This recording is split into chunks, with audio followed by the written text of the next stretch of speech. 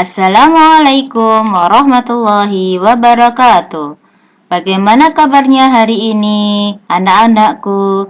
Alhamdulillah, luar biasa, Allahu Akbar. Semoga kalian selalu dalam keadaan sehat walafiat dan dalam lindungan Allah Subhanahu wa Ta'ala. Hari ini kita akan membahas bab 2, upaya Nabi Muhammad SAW dalam menegakkan berbagai kesepakatan kelompok non-muslim.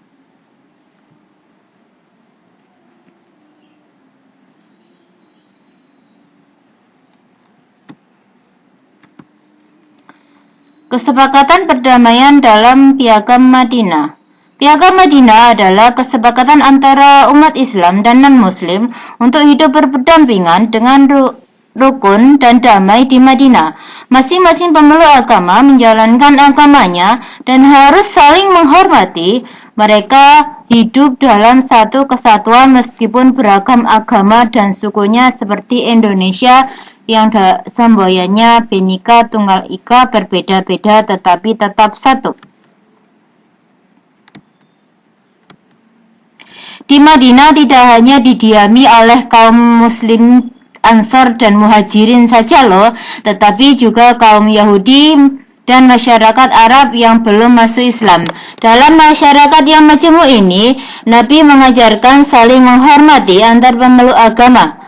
Beliau mengajarkan sahabatnya untuk tidak menyakiti dan memerangi agama lain di Madinah selama mereka mau hidup berdampingan secara damai. Sikap Nabi Muhammad ini menunjukkan kemuliaan Nabi Muhammad sebagai rahmatan lil alamin atau rahmat bagi seluruh alam, sekaligus contoh sikap kenegarawan sejati. Rasulullah SAW menawarkan perjanjian kepada mereka yang intinya memberikan kebebasan menjalankan agama dan yaitu tertuang dalam Piagam Madinah. Piagam Madinah merupakan dokumen yang menghargai hak-hak asasi manusia dan menjadi dasar hidup bermasyarakat yang harus ditaati semua pihak. Karena itu, Piagam Madinah menjadi dasar aturan konstitusi pertama di dunia. Kesaktian Piagam Madinah yang memancar melalui pasal demi pasalnya yang terkandung di dalamnya mampu mendamaikan dan mengikat berbagai kelompok satu dengan kelompok yang lain dalam masyarakat Madinah, serta menyatukan umat Islam pendatang dari Makkah dengan penduduk asli Madinah secara umum. Isi Piagam Madinah. 1. Semua kelompok yang menandatangani piagam merupakan satu bangsa. 2. Masing-masing kelompok bebas menjalankan ajaran agamanya tanpa campur tangan kelompok lain. 3. Bila salah satu kelompok diserang musuh, maka kelompok lain wajib untuk membelanya. 3. Kewajiban penduduk Madinah, baik kaum muslim dan non-muslim atau bangsa Yahudi, harus saling membantu baik moral maupun material. 5. Mereka harus saling menasihati, berbuat baik dan tidak boleh berbuat jahat. 6. Nabi Muhammad adalah pemimpin seluruh penduduk Madinah dan dia menyelesaikan masalah yang timbul antar kelompok. Komitmen damai Rasulullah SAW dengan kaum kafir Quraisy dalam Perjanjian Hudaybiyah. Perjanjian Hudaybiyah adalah kesepakatan damai antara Rasulullah SAW dengan kaum kafir Quraisy Makkah yang terjadi pada tahun 6 Hijriah di desa Hudaybiyah. Naskah Perjanjian Hudaybiyah ditulis oleh sahabat Ali bin Abi Thalib. Rasulullah SAW menjaga perjanjian damai tersebut sehingga menguntungkan umat Islam. Banyak kaum kafir Quraisy yang masuk Islam termasuk Khalid bin Walid.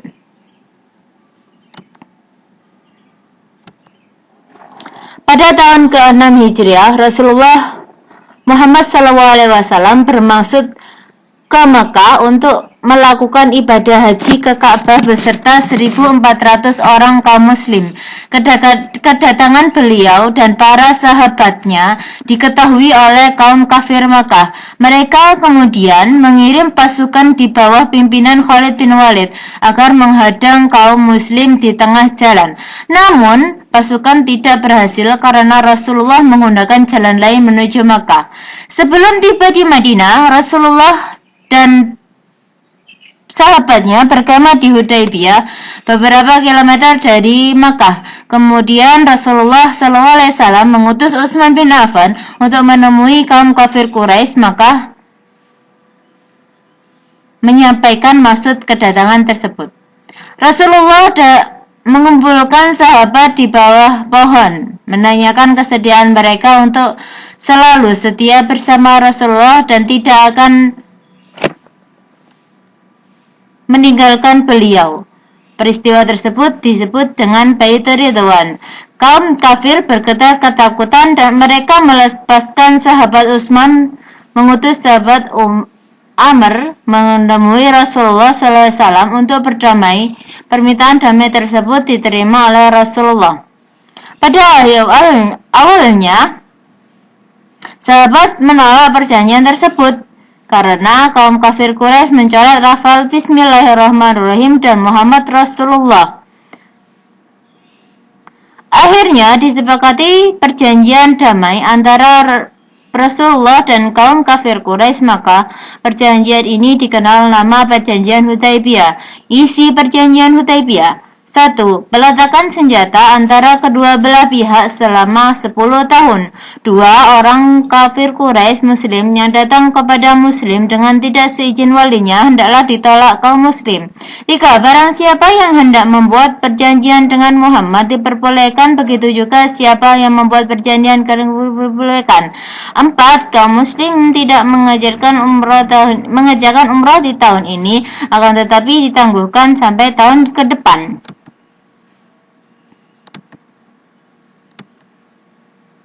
Setahun kemudian, ibadah haji ditunaikan sesuai dengan rencana. Pada masa damai akibat perjanjian ini, banyak kaum kafir yang memeluk agama Islam.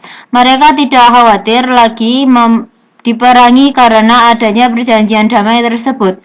Kekuatan kaum muslim semakin bertambah besar, di antaranya yang masuk Islam yaitu Khalid bin Walid dan Amr bin As. C. Komunikasi Nabi Muhammad dengan raja-raja non-muslim. Setelah disepakati perjanjian Hudaybiyah, Rasulullah SAW mempunyai kebebasan komunikasi dengan raja-raja di Jazirah Arab tanpa halangan dan kaum kafir Makkah. Kesempatan ini dimanfaatkan sebaik-baiknya oleh Rasulullah. Beliau gencar mengirim utusan ke raja-raja non-muslim di Jazirah Arab sekitarnya seperti Raja Habasah, Raja Ghassan, Kaisar Romawi, Kaisar Persia, dan Gubernur Mesir Amaukis. Adapun sikap-sikap raja pada saat menerima utusan Rasulullah. 1. Raja Najasyi. Ternyata Raja Najasyi menerima dengan baik loh surat Nabi Muhammad dengan lapang dada dan masuk Islam, membalas surat Nabi disertai persyaratan keislamannya. 2. Kaisar Romawi Hercules. Kaisar Romawi Hercules ternyata menolak secara halus menerima utusan Rasulullah. Yang ketiga, Gubernur Mesir. Ternyata Gubernur Mesir memberikan hadiah kepada Rasulullah loh. 3. Raja Ghassan. Raja Ghassan ternyata menolak secara keras dan keji serta membunuh utusan Rasulullah yaitu Haris bin Umar. 3. Raja Persia menolak mentah-mentah surat Rasulullah. Rasulullah juga menertibkan golongan Yahudi di Madinah yang berkhianat dan menjadi musuh dalam selimut. Kaum Yahudi sudah 3 kali melakukan pengkhianatan. Oleh karena itu, pada tahun 7 Hijriah, kota Khaybar sebagai kota pertahanan Yahudi dikepung. Akhirnya, seluruh Yahudi yang ada di Jazirah Arab mengadakan perjanjian dengan Rasulullah. Isinya mereka harus menyetor separuh dari hasil tanaman dan buah-buahan mereka kepada kaum muslim sebagai jaminan agar mereka tidak berkhianat lagi. Terima kasih. Sekian penjelasan dari Bu Novi. Jika ada yang ditanyakan, silakan WA pribadi nomor Bu Novi ya. Sekian, wassalamualaikum warahmatullahi wabarakatuh.